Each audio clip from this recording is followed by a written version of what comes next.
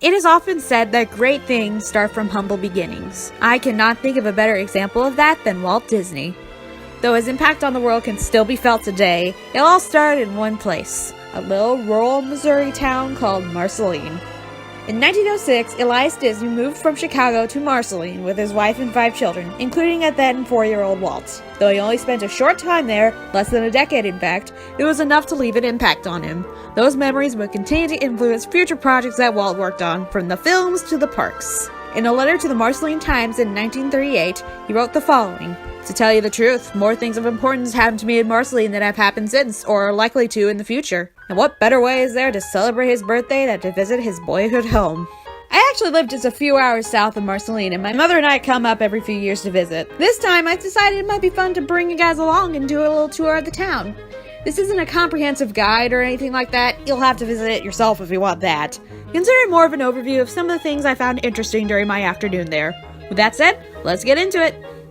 I was in Marceline in September, which I recommend is the best time of year to visit. Each year, they hold a celebration called Toonfest. They bring in artists and animators to do panels and discussions, they have a small parade, the works. When I say that Marceline is a small town, I mean it. This is basically the busiest day of the year for them.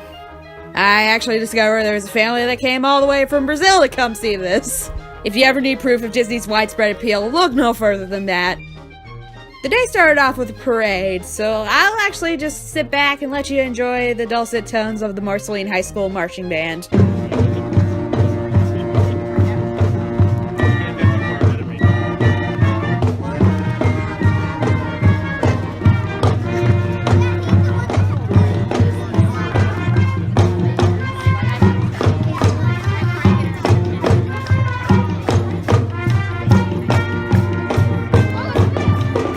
I was in band all throughout high school, so I always got a rep for him. Looking around the town, one can definitely see Walt's impact. The top of the signpost had a pair of Mickey ears, there's vintage Disney merchandise on display in the windows, and the diner used the Waltograph font for its logo. Possibly the biggest influence that Marceline had on the Walt Disney Company was Main Street, USA. Many of its buildings directly influenced buildings that can be found over in Disneyland. While it was not the only inspiration, it is the most frequently cited one for obvious reasons. Walt wanted to recreate his idyllic childhood for any guests that were coming into the parks. Many buildings that inspired Main Street can still be found standing today. The Hotel Marceline, not only named after the town, was inspired by the Allen Hotel. The Zucker store inspired Coke Corner. And the Upton Theater, of course, inspired the Main Street Cinema.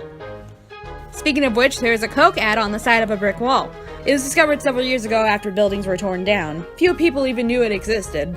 And Coca-Cola actually had artists come in and restore it to its former glory. Marceline came to be as a train stop, built right on the tracks between Chicago and Kansas City. Trains still run through the town frequently, though the stop is long gone. The E.P. Ripley Park has a steam engine and a caboose sitting right in the middle of the lawn. It's an authentic train from the Santa Fe Railroad Company from the early 1900s, gifted to Marceline in 1955, and restored in 1998. One can deduce that this was probably where Walt's love for trains came from. Disney legend Ward Kimball once said that Walt would wake up the passengers on the train and point out Marceline anytime they were going through it. However, the true centerpiece of Marceline is the old train station, now home to the Walt Disney Hometown Museum. It features a collection of artifacts and memorabilia that can't be found anywhere else. More than probably any other Disney museum that one might go to, this is about his connection to Marceline. It truly shows how much of an impact living here had on him. I won't do a full tour of the museum. Again, you'll have to go there yourself if you want to see everything, but I'll point out some things I found interesting.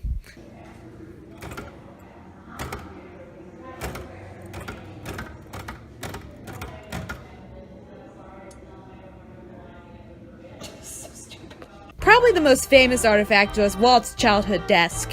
The identifying mark of it is the WD carved into the wood. This desk has been toured around frequently. It's popped up at D23 and events within the Disney parks. When Walt found it years later, he smiled and remembered how much trouble he got into for doing it back in the day. Walt would visit Marceline several times throughout his life for special events and appearances, and always kept in contact with his roots. He even premiered one of his films there, The Great Locomotive Chase starring Fess Parker. Walt spoke with the children of Marceline before and after, telling them how lucky they were to be growing up there. The museum shows a movie on a continuous loop, but I didn't want to get a copyright strike on this video, so you'll just have to take my word for it. For a while, there was actually a midget Autopia located in the town, plucked right from Disneyland. Nothing of this magnitude has ever been repeated by the Walt Disney Company.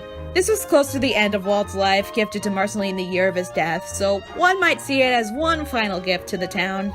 Sadly, it's defunct, but there are plans to raise money and rebuild it one day. If you go up to the second floor, you'll find a 2-scale model replica of Disneyland.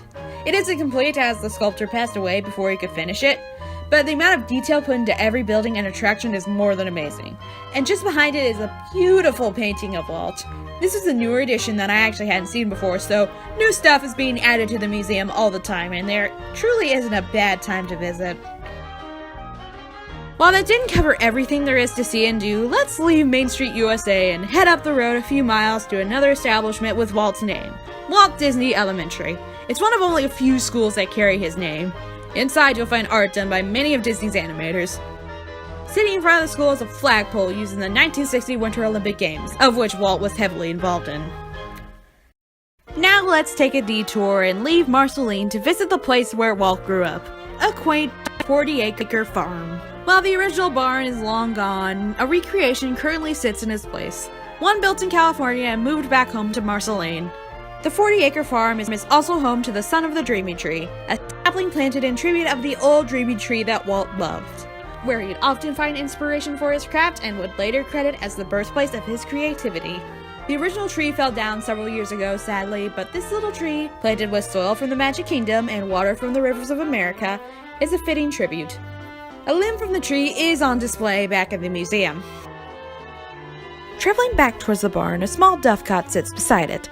Doves were important to rural Missourians as a food source, so it was likely that one was built on the original farm. The barn itself is covered in signatures from fans all over the world. It's highly encouraged, but I recommend bringing your own pens. The signings have grown so numerous that a bench and a barrel have been placed in the barn for more space. Walt's first experience entertaining guests happened right at this barn. The story goes that he invited the neighborhood kids for a circus with all of the farm animals. However, the performance didn't go as planned and the kids wanted their money back.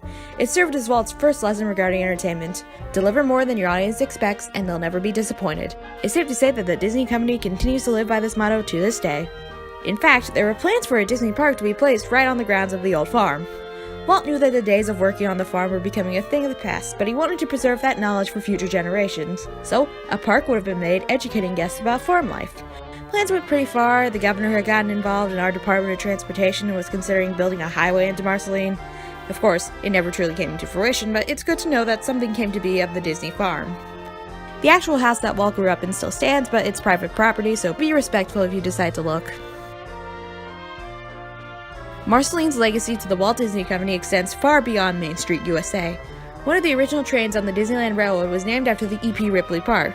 Its namesake, Edward Payson Ripley, was the first president of the Santa Fe Railroad, but it's no doubt named so because of Marceline. And yes, you can still ride it in the park today. If you go to downtown Disney in Anaheim, you'll find a candy store and bakery called Marceline's Confectionery. Located within the Allen Hotel was a confectionery that Walt used to frequent. No doubt the inspiration behind the store in California. It's nice to see that after all these years, Disney continues to pay tribute to Walt's hometown. Many films, including Pollyanna, So Dear to My Heart, and even Lady and the Tramp, all took inspiration from Walt's hometown life. Walt said of So Dear to My Heart in particular, "Why, that's the life my brother and I grew up with as kids in Missouri." Over at Walt Disney World, there's a tour known as the Marceline to Magic Kingdom tour that explores Walt's impact on the parks from humble beginnings. I've actually been on this tour myself, and I highly recommend it. And next time you're at Hollywood Studios, pay Walt Disney Presents a visit on your way to Toy Story Land. There's a small exhibit dedicated to Walt's life in Marceline. As one's life experience grows, it can be easy to forget one's roots. As displayed by Walt Disney, it is certainly not impossible. Even as he grew to be the most famous man in the world, he never forgot Marceline and continued to pay tribute to it for the rest of his life. So, next time you're in Missouri, take a look at those humble beginnings for yourself. I shot most of the footage on my trip, but some of it came from a documentary of Marceline by Andy and Sarah Neisert. It also provided a lot of information I needed for this video, so please go check it out. There will also be links in the description for more info on the museum. Without it, this video would not have been possible, so go give them some love while you're at it. And a big thank you to my mother for letting me use some of her footage and for making this trip possible. So thanks, Mom. Like the Phantom Manor video, there's a bibliography linked in the description of all the sources I used throughout this video. Movies, archive footage, YouTube plays, the works. That's all I got time for today. I hope you enjoyed this video. As always, thank you so much for watching, and I will talk to you guys soon. Take care.